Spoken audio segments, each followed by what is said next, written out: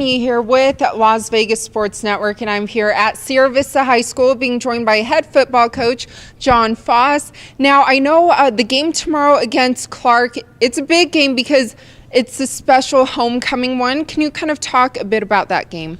Yeah, I think it's an anniversary for a player who unfortunately passed away 10 years ago, and we're going to have a moment of silence for him, and I know a lot of his own classmates are going to be here to remember him.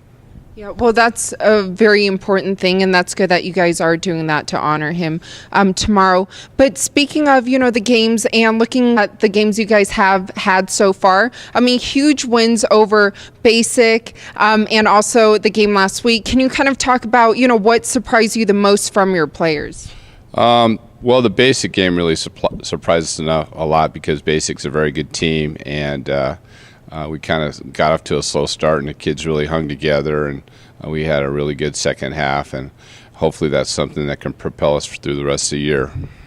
And what about the dominating performance over the other SV, Spring Valley, 41-0? Can you talk about, that kind of performance from your players? Well, that was a really big game. They're a big rival of ours, and the kids really focused all week, and we kind of said it's a road trip, it's a working trip, and the kids really had a great perspective to going over there and doing the best they can.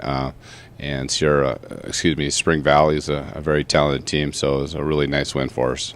So what really kind of changed, from game one from Palo, like I just mentioned? I mean, after that, two very dominating back-to-back wins, what did you tell your players to kind of, have them really step it up? The main thing was just to get rid of the silly personal fouls and take care of the ball and cut down on the turnovers, and we kind of refocus our offense on what we're best at. So we kind of cut a lot of the offense out, and we're trying to be a more physical team, and that's kind of our vision as a team, is to be physical. And what about the seniors? Are you impressed with how they're doing so far? Yeah, they're really coming around with their leadership, which is you can't have a good team without good senior leadership, and we have a lot of seniors stepping up and doing a really good job in terms of providing leadership and focus for the rest of the team. And as far as the mentality, I mean, I know it's still pretty early on in the season. What do you need from your players, to kind of continue this win streak and to continue it for tomorrow night as well? Our goal since the first game was just to get better each game. It's easy sometimes when you're successful to get complacent, and we're constantly kind of hammering through the point that we need to get better each practice, each play, each game, and if we continue to do that, we should hopefully be able to meet our goals. And have certain guys stepped it up that kind of, wowed you a bit?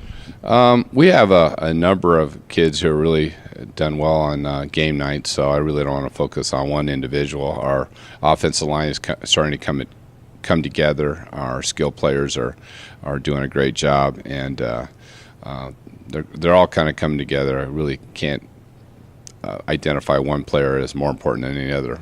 No, because like you mentioned, and it is, a strong team performance, most importantly, but also for tomorrow, it is here at home at Sierra Vista for the homecoming game. What do you need from the Sierra Vista students and fans? We'd just love to have them come out and support us. They've done a great job thus far, and they really kind of provide us a 12th man, so to speak. Don't want to copy the Seahawks thing, but when the crowd gets excited, the players just kind of play off of that, and it helps us to perform even better.